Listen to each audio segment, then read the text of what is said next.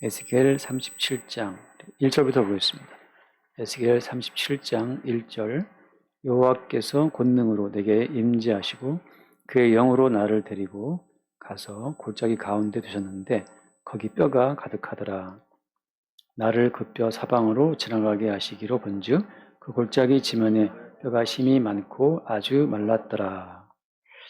또 보면서 하겠습니다. 그냥 1절에 보면 여호와께서 권능으로 내게 임재하시고 그 영으로 나를 데리고 가서라고 되어 있잖아요.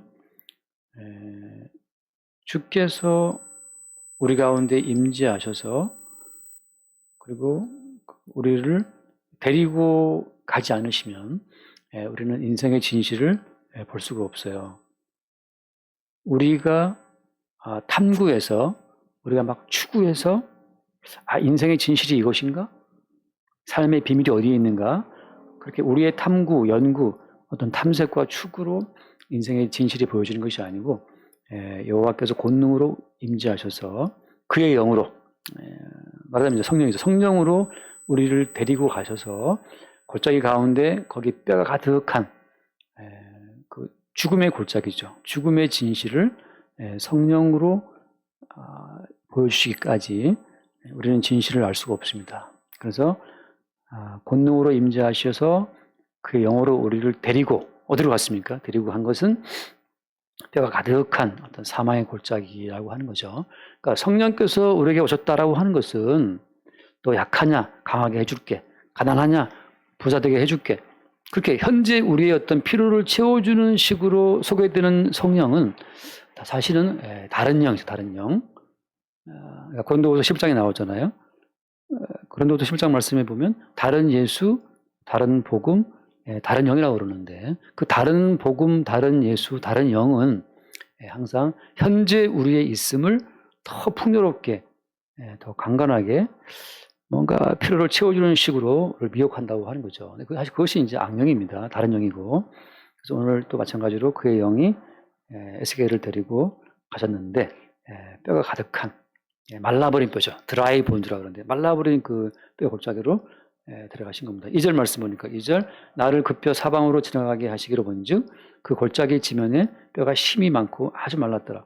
그러니까 성령께서 뼈 사방으로 앞으로 뒤로 저로 좌우로 그 골짜기를 다 둘러보게 하시는데 골짜기 전체가 다 어때요? 전체가 다 뼈가 심이 많고 아주 말랐더라는 거죠. 그러니까 어디를 가나 앞으로 가나 뒤로 가나 좌우로 가나 어디를 가나 인간의 진실은 심이 말라버린 뼈처럼 죽음이라는 것을 성령을 통해서만 알 수 있다는 거예요. 그러니까 지금 우리 육체가 숨쉬고 있다가 해도 살아있다. 이거 참 하나의 거대한 허상이라고 하는 거죠. 그래서 3절 말씀 보면 그가 내게 이르시되 인자야 이 뼈들이 능히 살 수 있겠느냐 하시기로 내가 대답하되 주 여호와 주께서 아시나이다. 자, 지금 인자에게 물어보시는데 인자는 누구를 말하죠? 에스겔을 말하잖아요. 에스겔을. 근데 에스겔 선지자를 왜 인자라고 부르는 걸까요? 원래 이제 이 에스겔에게 인자라고 불렀는데 이 인자라고 하는 호칭을 나중에 누가 회수하시죠? 예수님이, 그죠? 예수님이 인자라고 가져가신단 말이죠. 바꿔 말하면 에스겔 속에 들어있었던 그리스도의 영이 계속 에스겔로 하여금 인자라고 불리게 하신 거예요. 타고난 육체적인 에스겔이 아니고 에스겔 속에 들어있었던 그리스도의 영, 그리스도 예수의 영이 에스겔로 하여금 장차 오실 인자이신 예수 그리스도를 나타내고 증거하는 역할을 지금 하고 있다는 겁니다. 에스겔 속에 들어있었던 영이 그리스도 영인지 어떻게 알 수 있느냐? 이건 안전도 생장 몰라요? 생장 베드로전서 1장 제가 여러 번 인용하는 말씀이지만 베드로전서 1장을 보면 1장 11절 말씀 볼까요? 1장 10절 11절 보겠습니다. 베드로전서 1장 10절 11절 이 구원에 대하여는 너에게 임할 은혜를 예언하던 선지자들이 연구하고 부지런히 살펴서 11절 자기 속에 계신 그리스도의 영이 그 받으실 고난과 후에 받으실 영광을 미리 증언하여 누구를 또는 어떠한 때를 지시하시는지 상고하니라. 다시 말하면 선지자들이 연구하고 부지런히 살폈는데 그들 속에 어때요? 자기 속에 계신 그리스도의 영, 그리스도의 영이 그 받으실 고난과 후에 받으실 영광을 미리 증언했다는 거죠. 다시 말하면 선지자들이 자기 임의대로 뭔가를 말한 것이 아니고 그들 속에 있는 그리스도의 영으로 말미암아 그리스도의 고난, 그리스도의 영광을 미리 증거했다고 하는 겁니다. 그래서 그런 점에서 에스겔을 주께서 인자라고 부르시는 거예요. 선지자를 인자라고 부르실 때에는 선지자 속에 들어있는 그리스도의 영을 두고 하시는 말씀이기 때문에 그 순간만큼은 선지자가 말하자면 그리스도를 보여주는 모형으로서의 지금 기능을 하고 있는 겁니다. 다시 말해서 그리스도 예수를 향해서 하나님께서 이렇게 죽어버린, 완전 죽어서 말라버린 뼈다귀밖에 없는데 이걸 살릴 수 있을 것인가? 살 수 있겠는가라고 지금 하나님 아버지와 인자이신 예수 그리스도 두 분 사이에 어떤 대화라고 하는 거죠. 하나님과 예수님의 그 두 분 사이의 대화를 지금 선지자를 통해서 주님이 모형으로 보여주고 있는 거예요. 다시 말하면 선지자에게 임했던 이 영이 성도에게 임하게 되면 성도도 마찬가지로 저 인간이 할 수 있을 것인가? 분명히 살이 있고 뼈가 있는 것 같지만 성령으로 볼 때는 어때? 죽은 자들이기 때문에 저렇게 범죄하고 간음하고 살인하고 누구 미워하고 남탓하고 하는 말하자면 율법으로 보자면 완전 돌에 맞아 죽고 여러 번 죽어야 될 저 인간이 과연 살 수 있겠는가라는 생각이 들 수 있다는 거죠. 그때 5절 말씀에 어디죠? 4절 말씀에 또 내게 이르시되 돌아와서 너는 이 모든 뼈에게 대언하여 이르기를 너희 마른 뼈들아 여호와의 말씀을 들을지어다. 그래서 지금 대언을 하죠. 자, 이 대언은 누구의 말씀이에요? 여호와의 말씀이 선지자에게 들어가서 선지자가 그 말씀을 대신 외치는 거잖아요. 따라서 어때요? 예수 그리스도가 오시게 되면 예수 그리스도의 모든 말씀은 곧 누구의 말씀이냐면 하나님의 말씀이 되는 거죠. 그래서 바리새인들이 그걸 이해 못했어요.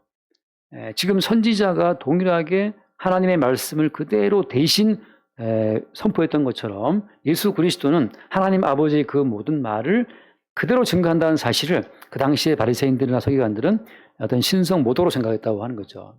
근데 똑같은 패턴인 겁니다, 지금.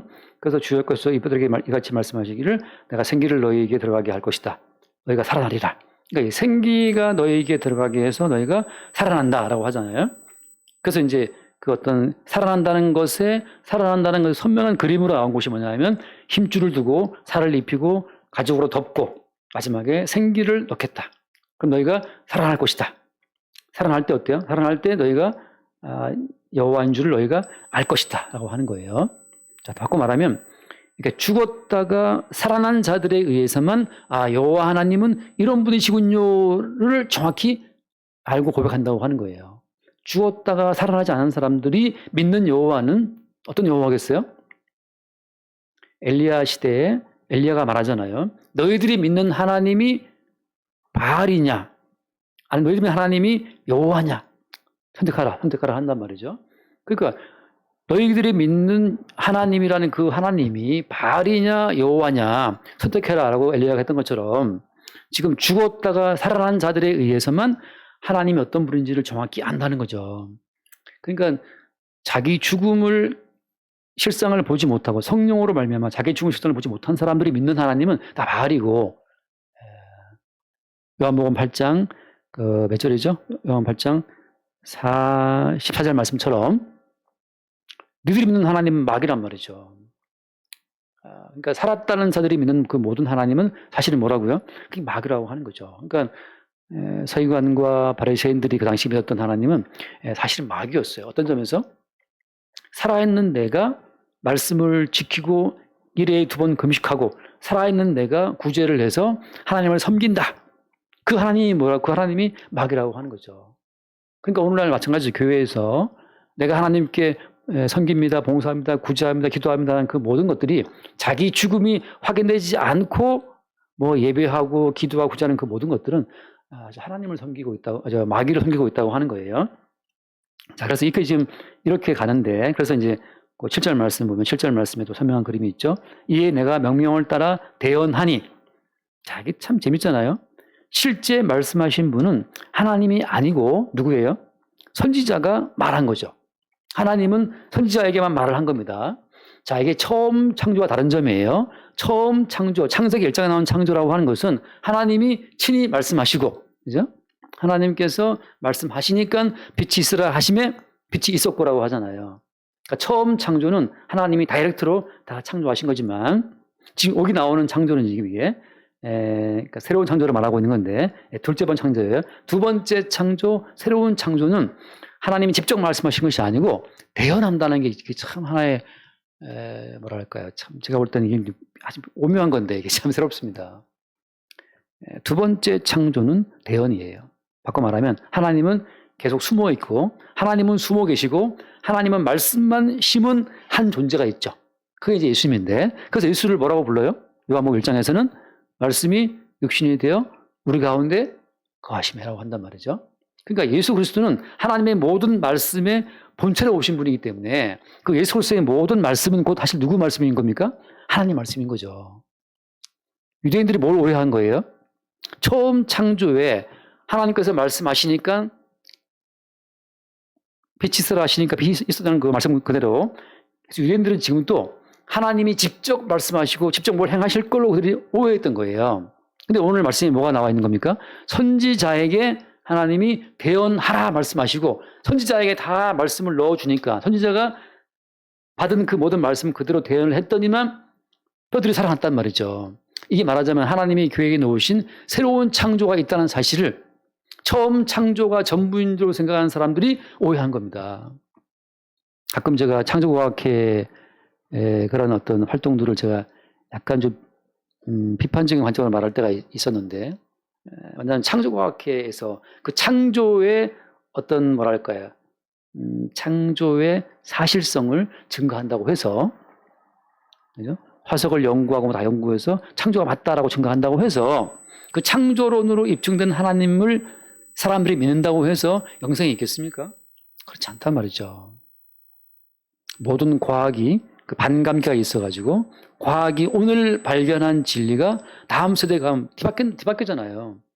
큐리 분이 발견했던 뭐 라듐입니까? 뭐 그거 나중에 바뀌었잖아요. 그런 것처럼 지금 또 어때요? 과학의 반감기가 빨라져가지고 지금 한 달 전에 과학적 어떤 입증된 그 진실이 다음 달 때 바뀌는 것도 허다하단 말이죠. 그런 것처럼 지금 이 유대인들은 처음 창조 세계에 속한 것 속에 어떤 진실이 있는 줄 알고 그 처음 창조의 주인공이신 하나님만 그냥 바라본 거예요. 그러다 보니까 마귀한테 미혹된 거죠. 자, 둘째 번 창조는 어떻게 진행된다고요? 대언의 말씀으로. 바꿔 말하면 이 말씀이 육신이 되어 우리 가운데 오신 예수 그리스도로 말미암아서 그분의 말씀 나사로야 나오라 하시니까 나오는 거예요. 예수께서 말씀하시는 그 모든 말씀이 그대로 창조의 권능으로 나타나고 증거되는 것을 성경에서 많이 증거한단 말이죠. 왜냐하면 두 번째 창조, 새로운 창조라고 하는 것은 대언의 주인공이신 예수로 이루어지는 거기 때문에 그렇습니다. 자, 그럼 이제 오늘 그 핵심은 오늘 이게 아니고, 그래서 대언할 때 소리가 나고 움직이고 뭐 이제 다 들어맞고, 8절 말씀 보면 힘줄이 생기고 살이 오르고 덮이는데 아직 뭐가 없어요? 생기가 없더라. 함께 말씀 봐요. 9절 말씀, 9절. 또 내게 이르시되 인자야 너는 생기를 향하여 대언하라. 생기에게 대언하여 이르기를 주 여호와께서 이같이 말씀하시기를 생기야 사방에서부터 와서 이 죽음을 당한 자에게 불어서 살아나게 하라 하셨다 하라. 하나님이 그냥 직접 야 이 말라빈 뼈들아 살아나라 하면 될 것을 직접 하나님께서 생기야 와서 이 뼈에 들어가라 하면 될 것을 왜 구태여 선지자를 가운데 세우는 거예요? 여기서 선지자는 누구에 대한 모형입니까? 선지자는 그렇죠. 예수의 모형이죠. 인자로 부르셨고 그리스도의 영을 집어넣어서 하나님의 모든 말씀을 대언함으로 말미암아서 이 에스겔은 장차 오실 이 그리스도의 그러니까 장차 오실 그리스도가 실체임을 이걸 통해 증거하고 있는 거예요. 그래서 마지막에 10절 말씀 보니까 10절에 또 이에 내가 명령대로 대언하였더니 생기가 그들에게 들어가며 그들이 곧 살아나서 일어나 서는데 그렇게 큰 군대더라. 자, 여기 지금 재미있는 게 많이 들어가 있어요. 첫 번째는 이제 대언했더니 생기가 그대로 그 대언의 명령을 듣고 들어가서 그들이 어떻게 됐다? 살아났다는 거죠. 자, 살아났는데 그들이 어때요? 살아난 그들을 뭐라고 지금 지칭하고 있습니까? 그들이 극히 큰 무엇이다? 군대라고 하는 거죠. 하나님께서 대언의 영을 주셔서 그 대언의 영으로 말미암아 대언했더니 살아난 그 죽었던 자들은 극히 뭐였다? 큰 군대였다고 하는 거죠. 자, 처음 창조에 속한 아담과 하와는 군인이 아니고 군대도 아니에요. 둘째 번 창조되어 나온 자들을 뭐라고 불리운다? 군대라고 불린다고 하는 거죠. 이게 다른 점이에요. 자, 그럼 이제 한번 제가 한번 잘 들어보세요. 제가 큰 줄기를 말할 테니까. 자, 처음 창조가 있었고 반드시 처음 창조에 속한 세계는 어떻게 돼야 돼요? 그러니까 이 말씀 들어보자면 처음 창조된 모든 자들은 반드시 죽음 속에 들어가야 됩니다. 처음 창조는 하나님이 죽음 속에 집어넣기 위해서 만드신 거예요. 자, 이것을 성경에서 어떻게 표현합니까? 처음 창조에 속한 모든 자들을 죽음 속에 집어넣는다. 근데 죽음이라는 것은 반드시 앞에 뭐가 있어야 돼요? 성경 큰 흐름으로 볼 때 죽음은 왜 왔습니까? 죄의 삭은 사망이잖아요. 그러니까 죄가 있어야 돼요. 처음 창조에 속한 모든 세계를 하나님이 죽음에 집어넣기 위해서 뭘 도입하시느냐? 죄를 끌고 오시는 거예요. 한번 읽어볼게요. 갈라디아서 말씀. 갈라디아 3장 22절. 갈라디아 3장 22절 말씀 보겠습니다. 그러나 성경이 모든 것을 죄 아래에 가두었으니 이는 예수 그리스도를 믿음으로 말미암은 약속을 믿는 자들에게 주려 합니다. 자, 성경이 모든 것을 죄 아래에 가두었다. 죄 아래에 가두었다는 말은 무슨 말이에요? 죄 아래에 갇혔기 때문에 뭐가 따라와요 이제? 죽음이 따라온다는 거죠. 하나님은 처음부터 죄 아래에 가두어서 처음 창조에 속한 모든 자들을 죽음 속에 집어넣기 위한 큰 경륜 가운데 일을 진행하시는 겁니다. 따라서 이 말씀, 성경이 모든 걸 죄 아래에 가두었다는 이 말씀 자체를 구약에서 실제로 한번 찾아볼게요. 얼른 봅시다. 창세기 2장 뭐 다 떠오르시고 다 아시겠죠? 창세기 2장 7절 말씀. 7절인가? 17절이네요. 창세기 2장 17절. 2장 17절 보겠습니다. 2장 17절. 선악을 알게 하는 나무의 열매는 먹지 말라. 네가 먹는 날에는 반드시 죽으리라 하시니라. 자, 먹지 말라. 율법이죠, 그죠? 계명이잖아요. 먹지 말라. 최초의 계명, 최초의 율법이라는 것은 선악과 먹지 말라. 왜? 이런 법을 왜 주셨습니까? 성경의 모든 것을 죄 아래 가두기 위해서 법을 주신 거예요. 정령 죽으리라 했잖아. 그 말씀 그대로 아담과 하와는 선악과를 먹고 정령 죽게 된 거죠. 자, 그래서 이제 하나님이 기껏 흙으로 빚고 하나님이 후 생기 불어 만들었던 그 처음 창조된 그 인간 자체를 하나님이 죄 아래에 가두어서 어떻게 했어요? 죽이신 거예요. 그래서 어때? 정령 죽으리라 하신 그 말씀 그대로 반드시 죽으리라 이 말씀 그대로 아담과 하와는 선악과를 먹었고 어떻게 했어요? 정령 죽게 된 거죠. 그러니까 선악과를 먹은 자는 반드시 죽으리라는 이 말씀 그대로 아담과 하와는 이미 죽은 겁니다. 하나님 보시기에 아담과 하와는 산 자들이 아니고 이미 죽은 자라고 하는 거죠. 그렇게 죽음 속에 그들을 가둬놓은 상태에서 이제 뭐가 필요한 거예요, 이제? 대언하러 오시는 대언자가 필요한 건데 누가 온 겁니까? 그래서 에스겔이라는 인간을 통해서 모형으로 준비되었던 그 실제이신 예수님이 뭐로 왔어요? 인자로 오신 거예요. 그래서 그 말씀을 볼게요. 요한복음 잠깐 봅시다. 요한복음 그러므로 다 아시는 이야기지만 말씀 자체가 맥락으로 연결이 안 돼 있으면 단편적으로 말씀을 갖다가 쓰기 때문에 성경이 막 파편화되어서 정신이 하나도 없는 거죠. 요한복음 3장 몇 절? 3절부터 볼까요? 3장 3절 예수께서 대답하여 이르시되 진실로 내게 이르노니 사람이 거듭나지 아니하면 하나님 나라를 볼 수 없다. 자, 그래서 인자로 오신 예수님이 거듭나야 하는 말씀하시는 거예요. 너희들은 지금 죽어 있어. 다시 태어나야 된다는 거죠. 너희들은 다시 하나님 보시기에 마른 뼈다. 여기서 이제 왜 구태여 처음 만들어낸 그 창조물을 마른 뼈가 되겠습니까? 라는 그 질문을 제가 이따 혹시 이제부터 저한테 말씀해 주세요. 말해야 된다고 혹시 까먹을 수 있으니까 하다 보면 그 은사가 말해줘요. 그 말 해야 된다고. 그러니까 어쨌든 간에 말씀하시면서 그 뒤에 말씀 4절 말씀 니고데모가 이르되 사람이 늙으면 어떻게 날 수 있는 사람 나오니까 지금 니고데모는 지금 육적인 관점 보기 때문에 어떻게 사람이 날 수 있냐 늙었는데 지금 나이가 몇 살인데 두 번째 모태에 들어갔다가 날 수 있었나이까 물어보죠. 5절 말씀 예수께서 대답하시되 진실로 내게 이르노니 사람이 무엇과 무엇으로 물과 성령으로 나지 아니하면 하나님 나라에 들어갈 수 없다. 자, 물과 성령으로. 자, 물이라고 하는 것은 죽음이죠. 홍해에 집어넣어서 죽이는 것처럼 노아 홍수 때 물로 싹 쓸어버린 것처럼 노아 홍수 때 물로 싹 쓸어버릴 때 쓸어버린 이유가 뭐 때문이었어요? 쓸어버린 그 동기가 하나님 보시기에 의인이 없었기 때문이잖아요. 그러니까 물이라고 하는 것은 너희들은 하나님 보시기에 죽어 마땅한 자라는 것인데 이 노아 홍수, 홍해 사건 이 모든 것을 신약적으로 말하면 그게 뭐가 되는 거예요? 세례죠, 세례. 세례원이 미리 와서 너 이리 와 해서 그냥 물에 집어넣었잖아요. 그죠? 다 이리 와. 물에 너희들은 하나님 보시기에 죽은 자하고 물속에 집어넣었다가 다시 올라올 때 예수님께서 세례 받으시고 올라올 때 뭐가 임했습니까? 요단강에서 세례받고 올라오실 때 성령께서 임했죠. 비둘기처럼. 그러니까 이것은 예수님께서 그대로 보여주시는 거예요. 물에 들어갔다가 죽고 다시 올라올 때 성령께 들어갔던 것처럼 너희들은 물과 성령으로 나지 아니하면 하나님 나라에 들어갈 수 없다. 6절 말씀. 요르란 것은 육이요 요르란 것은 영이다라 하잖아요. 요르란 것은 육이기 때문에 지금 시간에다가 100년만 플러스하면 다 마른 뼈입니다. 지금 시간에다가 물론 여기 집 어린 우리 은서 같은 경우에는 그래도 100년 다음은 뼈 되겠지. 뭐 이렇게 살겠나. 100년 다음은 다 뼈란 말이죠. 요르란 것은 육이기 때문에 계시의 세계는 영원한 세계이기 때문에 시간이 없잖아요. 근데 이 시간이라는 것 자체는 100년을 살아도 뼈로 돌아가고 200년을 살아도 뼈로 돌아가고 가장 장수한 사람이 무두셀라인데 몇 살 살았으면 무두셀라가? 1000년을 못 채웠잖아요. 969세. 제 나온 그 대학교 앞에 예전에 그 카페가 있었어요. 카페 이름이 무두셀라. 참 성경적이다. 가서 막 차 마시고 그 당시에 경영실하고 돈가스 썰고 해도 결국은 다 뼈란 말이죠. 다 죽음이란 말이죠. 그래서 요르란 것은 육이다. 니들이 요르란 것은 육이기 때문에 969세를 살아도 니들은 뼈야. 이걸 말씀하고 있는 거죠. 그러니까 그 969세까지 살아서 그때 알지 말고 지금 주님이 붙잡아다가 물에다가 집어넣어서 넌 죽었다. 너의 목숨은 숨에 있지 않느냐.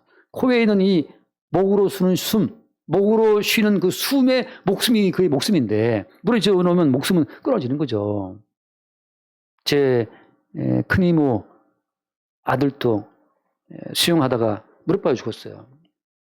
아무리 대단한 것 같아도 코로 숨 못 쉬면 죽는 거죠. 그래서 육이라는 것은 육이다. 단지 어때요? 영이라는 것만 영이란 말이죠. 그래서 그 뒤에 말씀, 7절 말씀. 내가 거듭나겠다는 말을 놀랍게 여기지 말아라. 이게 놀라운 말이 아니야. 니들은 지금 969세를 살았다 다 죽은 목숨이야. 하고 마른 뼈와 같은 에스겔이 봤던 그 해골 골짜기 같은 진실을 주께서 말씀하시면서 놀랍게 여기지 말아라. 니들 그렇게 모르겠냐.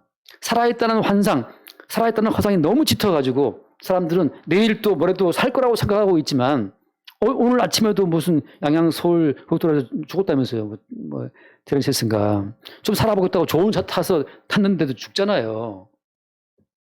물론 지금 죽은 집 괴로울 텐데 이 진실을 말하고 있는 거죠. 8절 말씀. 바람이 임으로 불매 내가 그 소리를 들어도 어디서 와서 어디로 가는지 알지 못하니 뭐라고 했습니까? 성령으로 난 사람도 다 그러다. 자, 성령으로 태어난 사람은 이걸 왜 자기가 모르는 거예요?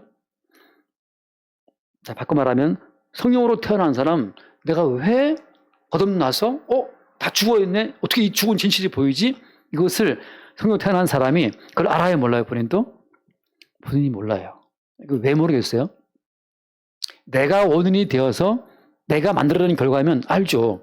야, 내가 여기다가 이러한 재료를 투입했더니 이 결과가 나오더라. 하고 인간관계의 주체가 되면은 내가 알 수 있지. 똑같이 여러분 또 하루에 30분이 달리기 하면 이런 결과가 나옵니다. 이렇게 말하는 결과를 우리가 말할 수 있잖아요. 근데 성령으로 태어난다고 하는 것은 이것은 아까 봤던 것처럼 권능이 임하고 여호와의 영이 데리고 가는 거기 때문에 내가 원인 제공자가 아니기 때문에 나도 모르는 거예요. 단지 어때요? 거듭나 보니 뭐가 보이는 겁니까? 죽어 있었네? 이게 보인다는 거죠.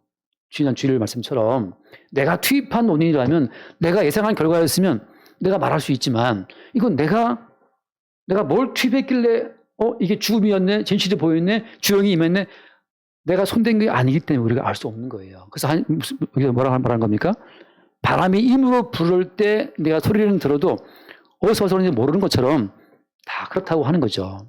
그래서 한번 더 읽읍시다. 에베소서 지난 주일날 2장 1절 말씀에 에베소서 2장 1절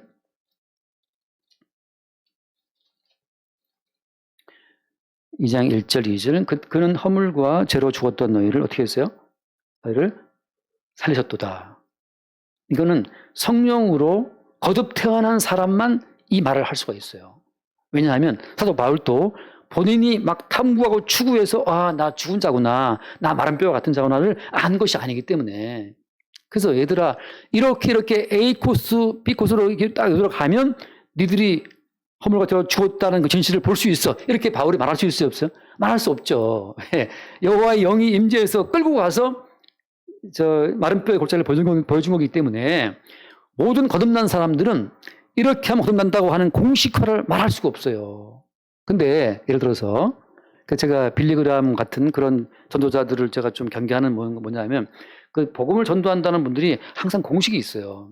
사형리 펼쳐놓고 이대로 무슨 1올리, 2올리, 4올리 다 한 다음에 영접기도 하고 영접기도 했으면 이제 주님이 네 마음속에 계시고 이렇게 공식화된 루트를 따라서 가면 거듭남이 있다. 이거는 사실은 제가 볼 땐 종교적인 사기예요. 왜? 성경은 마른 뼈 주제에 마른 뼈가 무슨 원리를 어떻게 알고 마른 뼈가 어떻게 그 원리대로 1단계 스텝 1 스텝 2 밟아 나가가지고 영생에 이룰 수 있냐 말이죠. 마른 뼈는 그냥 죽어있기 때문에 아무것도 할 수 없어요. 다만 대언의 말씀이 다가와서 살리는 것은 영이니 육은 무익하다. 내가 너에게 이른 말이 뭐라고 했어요?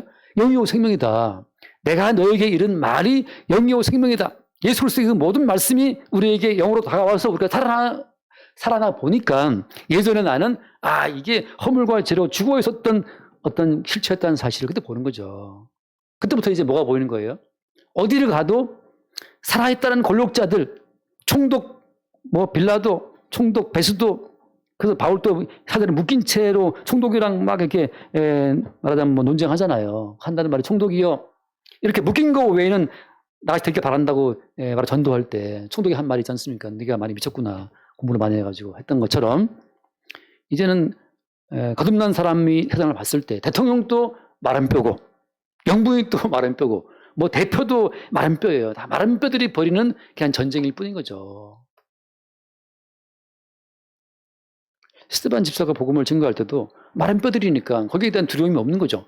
성령으로 말미암아 실체가 보일 때는 다 마른 뼈들이 불과한 것이구나. 다만 하나의 환영들이 하나의 허상들이 거기다가 플러스 100만 더하면 다 마른 뼈가 될 자들이 허상 가운데 붙들려서 막 죽여라 돌 던지고 하는 거죠.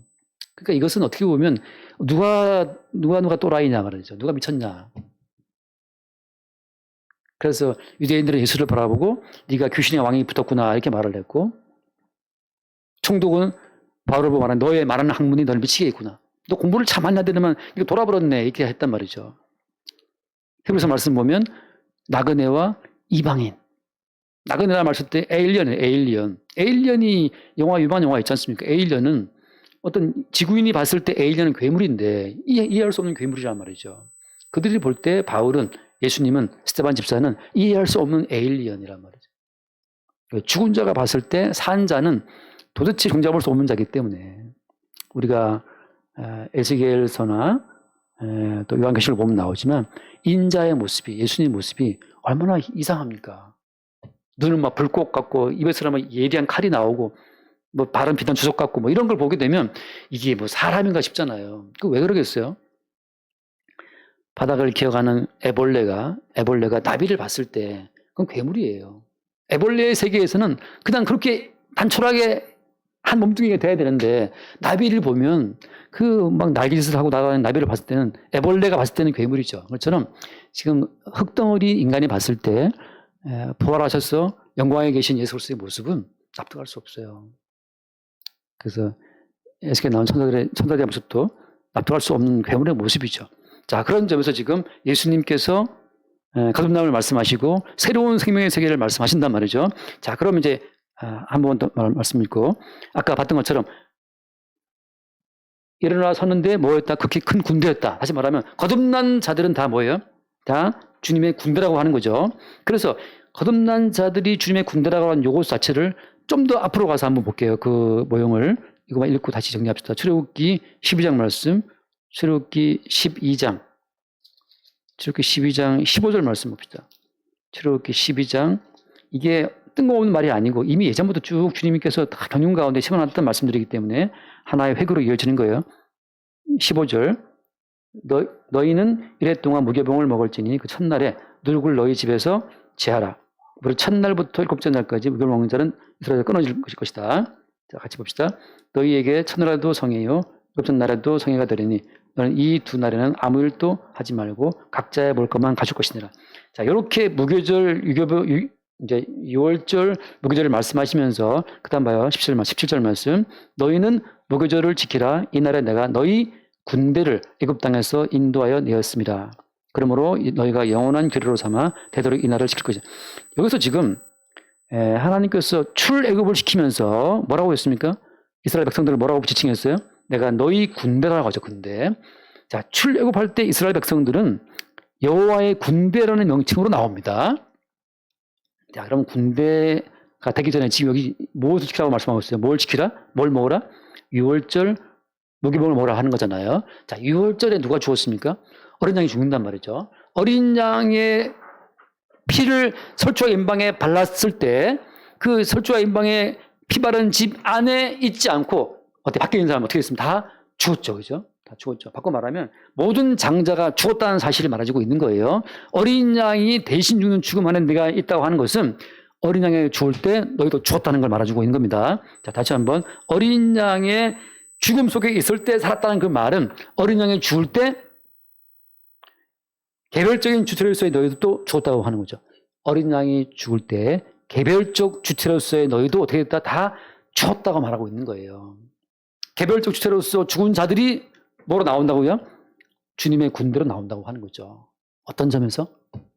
사령관의 명령에 의해서 움직이는 한 몸된 군대처럼 개별적 주체가 6월절 어린 양이 죽을 때 죽었기 때문에 그 거대한 의식을 주님께서 남자만 60만 대군인데 200만 넘는 이스라엘 백성들한테 이 거대한 의식을 말씀하고 있는 거예요. 어린 양이 몇십만 마리가 죽었겠습니까? 그날 밤에 피 바르기 위해서 피를 발라야 했고 피 바르는 집안에서 어린 양 고기를 먹어야 했기 때문에 장정만 60만이니까 도대체 양을 몇 마리를 잡아야 했던 거예요. 애굽 전역에 거대한 피비린내가 진동할 때 그 피비린내 속에 그들이 피를 바르고 해서 어린 양을 먹을 때 그들은 뭘 느끼는 겁니까? 피비린내 속에서 죽음을 느끼는 거죠. 주님께서는 끝없이 성경을 통해서 6월절 어린 양을 이야기하면서 우리에게 죽음의 진실을 말씀하고 있는 거예요. 니들은 다 죽은 자야. 어린 양 예수가 대신 죽었던 십자가의 그 못 박힌 사건 속에서 너희도 어떻다? 죽었다는 사실을 계속 우리 가운데 말씀해주고 있는 겁니다. 니들은 죽지 않았니? 죽었단 말이죠. 그래서 군대라고 하는 것은 사랑관의 한마디 말에 그대로 움직이는 자들. 어때? 이제 군대는 어때? 군대는 저도 군대 갈 때 군대 흰병경대 들어가서 이 사복을 다 벗어가지고 박스에 넣고 부모님께 편지를 쓴단 말이죠. 어머니 아버지 이제 저 군인 됐으니 열심히 훈련 받겠습니다 하고 뭐 쓰고 이제 편지를 집어넣고 박스에 넣어서 다 집으로 보내는 거잖아요. 그걸 받고 뭐 저희 어머니가 막 울었다 그러시는데 예. 이제 사복을 벗고 군복을 입는 순간 개인으로서의 나는 죽었다는 거거든요. 그러니까 주님께서는 개체적인 우리의 어떤 개별성을 다 죽이시고 네 멋대로 산다? 그건 없어 이제. 젊어서는 네가 네 스스로 띠뛰고 다녔지만 이제는 남들이 팔을 벌리면 남들이 너한테 띠를 띠고 원천에 들어간다는 것처럼 그게 이제 군대의 모습이잖아요. 그러니까 이제 예수를 믿는 성도에게는 개인적인 삶은 없어요. 그러니까 먹이시면 먹이고 먹고 입히시면 입고 가난케 하시면 가난케 되고 사나 죽으나 어때요? 그리스도 예수의 것으로 존재하는 거죠. 그게 군대라고 하는 거예요. 자, 그 끝으로 말씀드릴게요. 또 시간이 많이 가는데 이렇게 주께서 모든 일을 계획하신 건 뭐 때문이냐? 그냥 처음 창조하신 그대로 아담과 하와 살게 하시고 뱀 보내지 않으시고 선악과 치워놓고 그냥 에덴에서 잘 살게 하시면 될 것을 왜 거기에 선악과를 굳이 심어서 중앙의 센터에 심어서 늘 보게 하고 왜 또 뱀을 거기다 풀어놨어요? 뱀 안 보냈으면 차라리 유혹도 없을 것인데 이 모든 것이 뭐 때문이에요? 아담과 하와를 죽이기 위해서예요. 정녕 죽이기 위해서입니까? 아까 보았던 말씀처럼 하나님 성경이 모든 것을 죄 아래 가뒀다. 왜? 죽이기 위해서. 죽이기 위해 동원된 도구가 누구냐? 뱀이고 마귀라고 하는 거죠. 그러니까 뱀과 마귀는 자기 딴에는 뭔가 한다고 했지만 하시는 것이 주님의 거대한 경륜 가운데 일부러 동원됐다는 사실을 뱀은 모르는 거예요. 이건 또 나중에 말하겠지만. 그래서 자 이제 마지막으로 읽고 마칩시다. 그 로마서를 보면 로마서 14장 말씀 봅시다. 로마서 14장 8절 14장 8절 9절 보고 있습니다. 8절 9절 우리가 살아도 주를 위하여 살고 죽어도 주를 위하여 죽나니 그러므로 사나 죽으나 우리가 주의 것이로다. 9절 말씀 같이 봐요. 이를 위하여 그리스도께서 죽었다가 다시 살아나셨으니 곧 죽은 자와 산 자의 주가 되려 하십니다. 자, 죽은 자와 산 자의 주가 되려 하십니다. 다시 말하면 예수 그리스도를 만유의 주로 세우기 위한 하나님의 거대한 경륜이 무엇이냐? 처음 창조에 속한 것들을 죽음 속에 집어넣었다가 자기의 피를 뿌린 그리스도 예수의 피 뿌림을 통해서 새로운 피조물로 만들어내시는 것. 그래서 그 새로운 피조물의 주가 되시는 그것이 하나님께서 역사를 끌고 오셨던 하나의 거대한 경륜이라고 하는 거죠. 예수님이 죽은 자와 산 자의 주가 되려 하심이라고 하는 것. 그래서 예수님께서 자기가 십자가의 피로 죽으시고 그 죽음 속에서 자기 사람들을 다 골라내어서 살아나심을 알리면서 그 백성들의 주가 되시고 그들을 통제하시는 말하자면 사령관 되시고 그들 군대의 머리가 되시고 신부되는 교회의 남편이 되고 하는 그 모든 일이 이루어진다고 하는 거예요. 이 모든 일을 말미암아서 이런 흐름 가운데 한번 봅시다. 골로새서 말씀, 골로새서 1장 자 13절부터 보겠습니다. 13절 골로새 1장 13절 그가 우리를 흑암의 권세에서 건져내사 그의 사랑의 아들의 나라로 옮기셨으니 흑암의 권세에 들어가게 하신 분 또 어때요? 하나님이에요. 성경을 죄 아래 가두어서 인간의 스스로 간 게 아니란 말이죠. 애초부터 아담과 하와는 예수님의 피에 담그기 위해서 하나님이 지으신 거예요. 제가 옛날에 치킨 장사를 좀 했었잖아요. 치킨 그 생닭 가지고 튀김옷을 탁 입혀가지고 타이머 11분 놓고 집어넣으면 9분인가 15분인가 아무튼 닭이 막 튀겨지면서 꺼내고 나면 그 생닭 위에 그 컬이라고 해서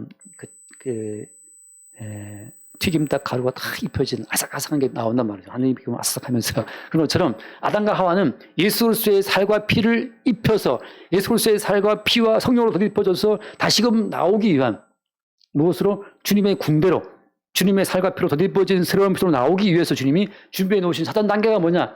그 사전 단계 마치 생닭 잘라 놓은 것처럼 아담과 하와는 이제 예수 그리스도의 살과 피로 튀겨지기 위해서 담가지기 준비된 예비 단계로서의 창조라고 하는 거죠.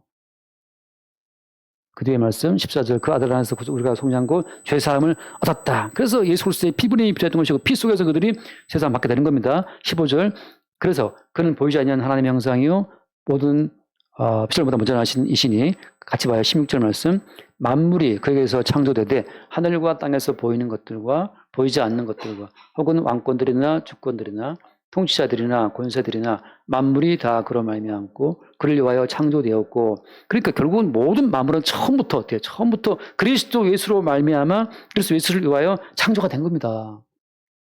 인간의 독자적인 어떤 행복을 위해서 만들어진 것이 아니고 그리스도 예수로 말미암아 그리스도 예수를 위하여 창조가 됐다고 하는 거죠. 그 과정에서 뭐가 필요한 거예요? 예수 그리스도의 피 뿌리심과 그 피를 덧입고 그 살을 덧입어서 새로운 피조물로 나올 때 그때 예수 그리스도를 뭐라고 고백하는 주라고 고백하는 한 새로운 피조물이 등장한다고 하는 겁니다. 그래서 오늘 말씀 다음 주에 이야기하겠지만 왜 하나님이 구태여 이 중간에 구약 성경 중간쯤에 에스겔을 통해서 마른 뼈를 보여주시느냐. 이건 어때? 점점점 계시가 구체화되는 거예요.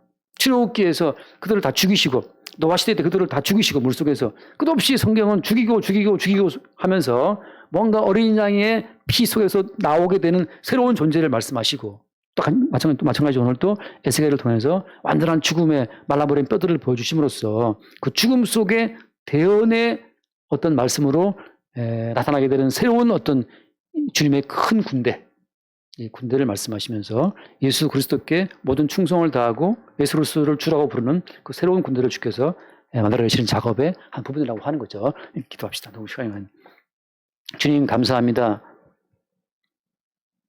여호와의 영으로 말미암아 인생의 진실이 마른 뼈와 같은 죽음인 것을 보게 하시고 오직 이 죽음 속에서만 그리스도 예수께서 피 흘려 죽으신 가치가 오늘이 드러나게 하심을 감사합니다.